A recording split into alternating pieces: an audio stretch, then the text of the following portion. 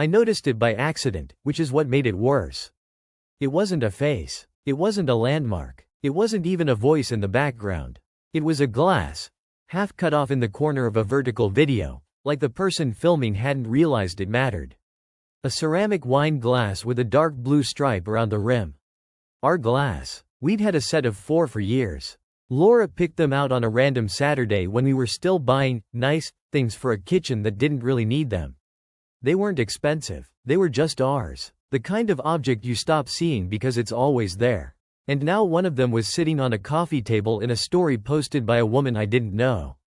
Her name was Megan, at least that's what her profile said. Another city. Another life. The kind of page you only land on because you're bored for 30 seconds and your thumb keeps scrolling. The story was quick. A few seconds of dim light, a laugh from someone off-screen, a caption that didn't explain anything. But there it was. Bottom left, blurred for a moment, then sharp as the camera steadied. The blue stripe, the small chip near the base, the exact angle it always caught the light. I checked the timestamp. I checked it again. At that moment, Laura was supposed to be at a work seminar hundreds of miles away. She'd left that morning with her laptop bag and a printed agenda she'd waved like proof. She'd texted me from the road. Normal updates. Highway traffic. Hotel check-in. Nothing exploded inside me. No rush of anger. No instinct to call her and demand an explanation. Just a quiet shift. Like a floorboard giving slightly under your weight. Enough to tell you something underneath is failing. I stared at that glass until the story looped, then watched it again, and again, as if repetition would make it turn into something harmless. It didn't. And in that moment, without saying a word to anyone, I understood a simple truth. There was no going back to the way I'd been seeing my marriage. Before that moment, life felt steady in a way that didn't call attention to itself. Not exciting, not fragile, just consistent. Laura and I had been together for nearly 16 years, long enough that our routines felt more like infrastructure than choices. Friday dinners at the same 2 restaurants. 2 vacations a year, planned months ahead. Familiar routes home. Familiar conversations that filled space without needing to be memorable. We woke up at the same time most mornings. She liked the news on low volume. I made coffee the same way every day, even when I was half asleep. Our house ran on habits we built slowly, without ever sitting down to design them. That was the comfort of it. Nothing felt experimental anymore. Laura traveled often for work. Trainings, meetings, regional retreats. Her job had expanded over the years, and with it came distance. Airports became normal. Packed carry-ons by the door. Early alarms. She'd kiss me on the cheek and promise to call when she landed. And she usually did. I never counted the trips. Never checked agendas. Never questioned why one city replaced another at the last minute. That was the agreement we had without ever stating it. Trust as default. Independence without interrogation. I was proud of that, in a quiet way. There were small signals, looking back. Nothing dramatic. A change in how often she texted while away. Shorter calls. Occasional delays that came with reasonable explanations. I labeled all of it as stress. Deadlines. Time zone fatigue. The natural erosion that happens when work asks more of you. I didn't track patterns. I didn't cross-reference dates. I didn't imagine alternatives. My mind didn't go there because it didn't need to. Our marriage existed in a category I thought was settled. We had weathered other things. Illness in the family. Financial strain early on. Long weeks when we barely crossed paths. None of it shook the foundation. So when something felt slightly off, I assumed it was temporary, external, solvable with patience. That was the version of myself I was before the glass. The man who believed stability was permanent once you earned it. The man who mistook familiarity for certainty. After the glass, everything didn't snap into suspicion the way movies make it feel. There was no sudden rage, no dramatic confrontation with reality. What happened instead was something quieter, slower, like the subtle change in the color of sky just before dusk. My perception shifted, not sharply, not defensively, but with a clarity that felt unfamiliar. I started seeing things differently, not through a lens of accusation but through one of observation. It wasn't that every text notification felt ominous or every silence loaded with meaning. It was just that the familiar texture of our life began to reveal patterns I'd previously dismissed as inconsequential. Not because they were dramatic, but because they repeated. The first time I noticed it consciously was a Wednesday evening when I realized I couldn't remember the last time Laura had shared a photo from a trip that wasn't professionally oriented. Not the hotel room view. Not the catering spread. Not a workgroup selfie. Just her enjoying something in a place that wasn't a boardroom or conference table. I waited for her to mention something in passing, something personal about a city she was supposed to be in.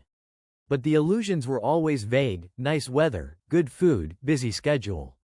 Nothing specific. Nothing that connected seamlessly with the timelines I knew.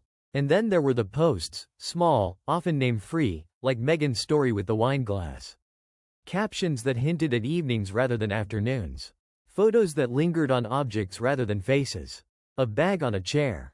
A jacket draped across a sofa. A calendar on a wall showing dates that didn't line up with Laura's supposed itinerary. I wasn't acting yet. I wasn't confronting or demanding explanations. I wasn't diving into conversations charged with suspicion. What I was doing was not lying to myself anymore. That was the real shift. Before, I told myself stories that made everything fit the framework I wanted to believe. She's just tired. That's a coincidence. Trips change, plans shift. I recycled those narratives again and again because it was easier and because I trusted the structure of us. But after the glass, I stopped smoothing over contradictions. I began to catalog them. Without urgency. Without judgment. Just acknowledging them. Like a scientist logging data points without yet drawing conclusions. I noticed the mismatch between the dates on her itinerary and the timestamps on certain posts. I noticed the casual way captions avoided names or places. I noticed repeating objects, glasses, bags, books, that felt familiar in contexts they shouldn't be. It wasn't paranoia. It was pattern recognition, like a musician finally hearing a dissonance in a piece they've played 1,000 times but never listened to. There was no inner monologue of confrontation. No emotional storm. Just a calm, precise acknowledgement. Something didn't add up. That was when I realized I had shifted. Not into suspicion. Not into accusation. But into clarity. I was no longer making excuses. I was seeing the timeline of events more honestly, without smoothing the edges to make them fit a comfortable narrative. And once you start seeing patterns instead of assumptions, there's no going back to not seeing them. So I watched more closely. Not obsessively, not anxiously, but with a clear-eyed detachment I'd never allowed myself before. And the details, small, repeated, seemingly random, started to form a quiet but undeniable picture. Nothing explosive, nothing cinematic, just clarity. And that was enough to change everything. There was a point where I stopped waiting for explanations. It wasn't dramatic. It didn't arrive with a decision made out loud or a line crossed in ink. It came quietly, on an ordinary morning, while Laura talked about her next trip as if nothing in the world had shifted. She was describing logistics, flight times, hotel names, a dinner planned with colleagues, and I realized I was no longer trying to reconcile her words with what I'd seen. Something inside me disengaged. I stopped mentally arguing with the inconsistencies. Stopped building bridges between conflicting details. Stopped hoping there was a version of events that would restore the old shape of things if I just found the right angle. On the outside, nothing changed. I nodded at the right moments. I asked neutral questions. I played my role without friction. Our routines held. Meals were cooked. Texts were answered. Good nights were exchanged with the same familiarity they always had. But internally, the work I'd been doing shifted direction. Before, my mind had been moving backward, trying to preserve, reinterpret, excuse. Now it moved forward. Not toward confrontation. Not toward repair. Toward clarity. I made a quiet decision that day, one that didn't depend on what I would eventually find. I would not unsee what I'd already seen. I would not chase reassurance. I would not negotiate with my own instincts anymore. Whatever the truth was, I would meet it cleanly. That decision changed how I carried myself. I stopped filling silences. Stopped volunteering emotional labor. I became more contained, more precise. Not cold, just focused. I no longer needed Laura to explain anything in order for me to move. I wasn't preparing to leave yet. I wasn't planning a confrontation. I wasn't gathering evidence with urgency or intent to punish. I was simply committing to forward motion, regardless of outcome. That mattered more than certainty. Because certainty invites reaction. Forward motion requires control. I understood then that waiting for explanations is a form of dependence. It keeps you tethered to someone else's willingness to tell the truth. I didn't want that position anymore. So I stopped waiting. I stopped hoping she'd volunteer clarity. Stopped imagining a confession that would soften the edges. Stopped telling myself that understanding would somehow restore balance. Instead, I accepted something more difficult and more grounding. I might never get a clean explanation. And I didn't need one to proceed. From that moment on, my attention shifted from why to what is. From intention to behavior. From narrative to pattern. The marriage, as it had existed in my mind, was already over. What remained was a structure still standing, not yet acknowledged as unstable. I didn't push it. I didn't test it. I simply stopped leaning on it. That was the internal break. Not an emotional collapse. Not anger. Not grief. Just the end of backward movement. And once that happened, everything that followed became inevitable. After that internal break, observation became natural. Not obsessive. Not driven by fear. Just steady attention, the way you watch weather once you know a storm system is forming offshore. I didn't follow Laura. I didn't check her phone. I didn't invade her privacy in ways that would have turned this into something reactive or chaotic. I watched what she chose to make public. What she shared without thinking. What she assumed was invisible because it wasn't aimed at me. Megan's social media became a reference point, not because I fixated on her, but because her posts created a timeline independent of Laura's explanations. Dates, backgrounds, small details that didn't announce themselves, but repeated often enough to matter. A familiar bag showed up first. A leather tote Laura carried on trips, the strap worn smooth where it rested on her shoulder. It appeared slung over the back of a chair in one of Megan's photos, half out of frame, like the wineglass had been. No caption explaining it, no tag. Then books. A novel Laura had been reading, dog-eared, spine-creased in a specific way. Sat on a coffee table in another post. The same chipped corner. The same bookmark. Not something you confuse with another copy. Tableware appeared again. Plates we'd bought years ago. A serving bowl one remembered washing by hand because it never fit properly in the dishwasher. None of it was highlighted. None of it was presented as evidence. That was the point. These things only matter if you already recognize them. I didn't screenshot everything. I didn't build a folder or label files. I let the picture assemble itself slowly, without forcing it. I wanted to be sure I wasn't chasing coincidence. The dates lined up too cleanly for that. Posts would appear during windows when Laura was supposedly attending dinners or evening sessions tied to her work trips. The lighting suggested apartments, not hotels. Living rooms, not conference spaces. Quiet, domestic scenes framed as casual moments. I noticed how careful the captions were. No names. No locations. Just tone. Familiarity without declaration. As if the audience wasn't meant to ask questions. And I noticed my own response. There was no spike of adrenaline anymore. No urge to confront. Each new detail didn't escalate anything, it simply confirmed the direction I was already moving in. The story wasn't unfolding all at once. It was layering itself, patiently. I paid attention to what didn't appear as well. No photos during actual work hours. No shots that contradicted Laura's supposed schedule. It was controlled, curated. Which told me this wasn't accidental. I also watched Laura more closely at home. Not with suspicion, just awareness.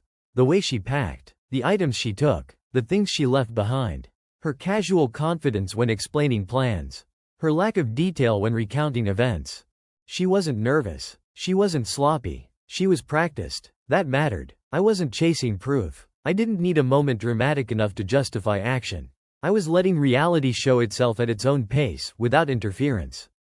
Observation doesn't require urgency. It requires patience. And with each repeated object, each aligning date, each familiar detail appearing where it didn't belong, the picture stopped feeling hypothetical.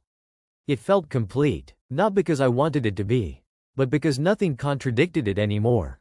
At a certain point, the situation stopped feeling contained within our marriage. It moved outward, into systems that don't care about emotions or intentions. Schedules, records, digital traces, things that exist whether you want them to or not. Laura's work trips were real. That was the first thing I confirmed, not by asking her, but by checking what could be verified without interpretation. The seminars existed. The trainings were listed. The companies hosting them were legitimate. There were sign-in sheets, registration confirmations, follow-up emails. She was registered. She just wasn't present. At least not in the way the paperwork suggested. Her name appeared on agendas. Her badge was printed. Meals were billed to her corporate card. But attendance records were thin. No photos from the events themselves. No colleagues tagging her or referencing shared sessions. No casual mentions of conversations that usually come from being physically present in a room full of peers. She existed on paper, not in space. That distinction mattered. I began looking at timelines more broadly. Flights booked that landed earlier than necessary. Returns scheduled later than required. Hotel stays that extended beyond event dates. None of it was illegal. None of it was dramatic. But it created gaps, unexplained windows of time that didn't align with the professional narrative. Then there were the finances. Nothing reckless. Nothing that would raise alarms on its own. But patterns emerged there too. Repeated charges in another city that coincided with Megan's posts. Restaurants that weren't near conference centers.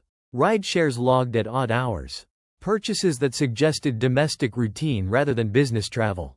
It wasn't about catching her in a lie. It was about understanding the scope. What had once felt like something happening to me now intersected with institutions, workplaces, vendors, digital systems. The story wasn't just private anymore. It had weight beyond emotion. That realization stripped the situation of its last illusions. This wasn't a momentary lapse. It wasn't confusion. It wasn't a misunderstanding waiting for the right explanation. It was a parallel life, maintained carefully enough to pass casual scrutiny, but not built to withstand sustained attention. I didn't feel anger when that became clear. I felt distance. The kind that comes when something you thought was intimate reveals itself as procedural. Laura wasn't just lying to me. She was managing narratives across multiple domains. And once you see that, the betrayal stops being personal in the way it once was. It becomes structural, deliberate, repeatable. I understood then that whatever happened next wouldn't just involve us sitting across from each other at a table. It would involve disentangling realities that had already extended far beyond our home. The marriage hadn't simply cracked. It had been operating as a shell. And now I could see where the supports actually were, and where they weren't. The conversation happened on a Tuesday evening, after dinner, when the light in the dining room was soft and steady, not bright, not dim, just enough to see clearly without searching. Laura was pouring tea, the steam rising in gentle spirals, completely unaware that the shape of our life was about to change. I didn't start with accusations. I didn't raise my voice. I didn't let emotion dictate the pace or tone. Instead, I pulled out a few pieces of what I had found, not a folder of screenshots, just a couple of concrete points where timelines didn't match, things that were grounded in records rather than interpretation. I laid them on the table. Not like a judge, not like a prosecutor, just facts. She looked at each one without panic, without flinching.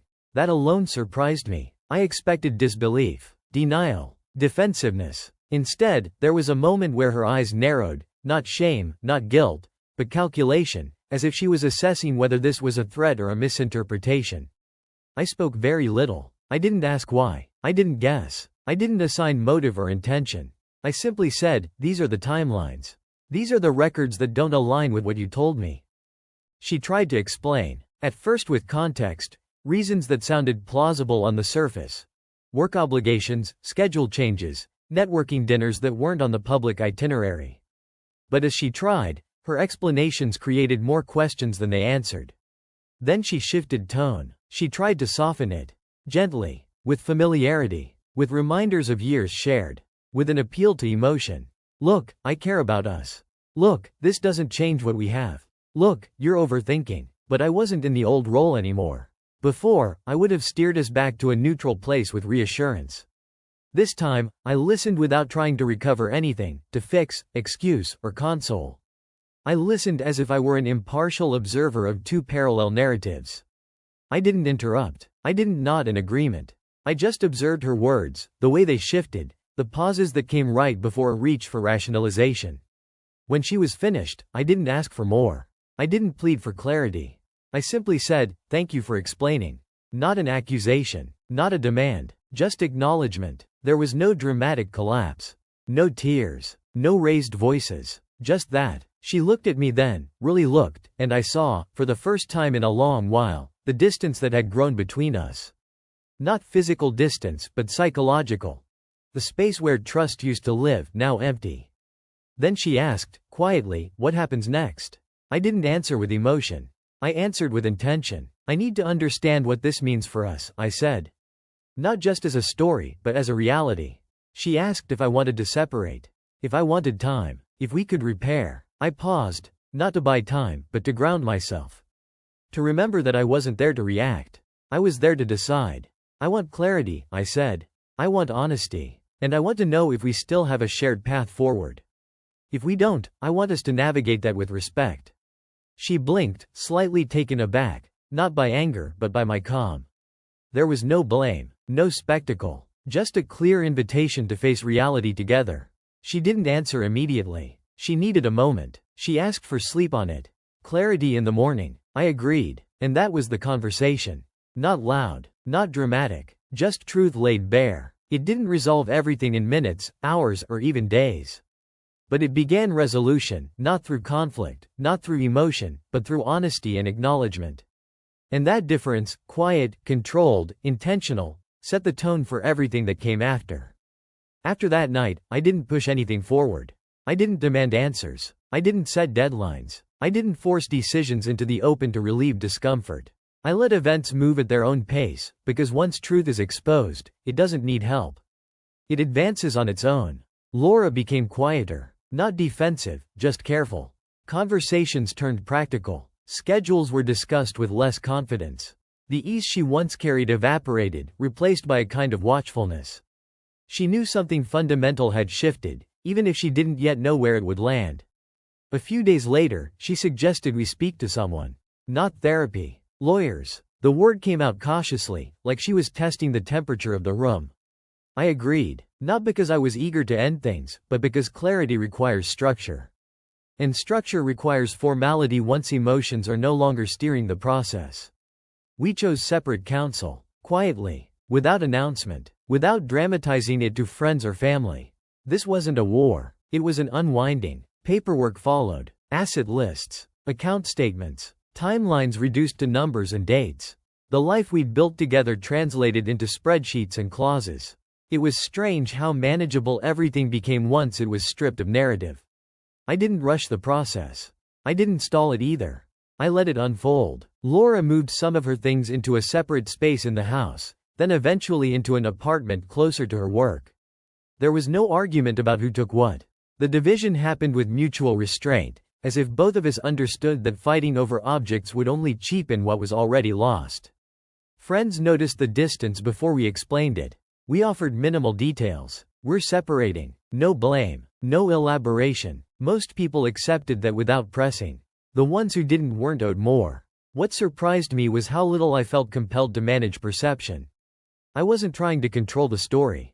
I didn't need to be right publicly. I only needed the internal alignment to hold. Decisions stacked themselves naturally once the emotional fog cleared.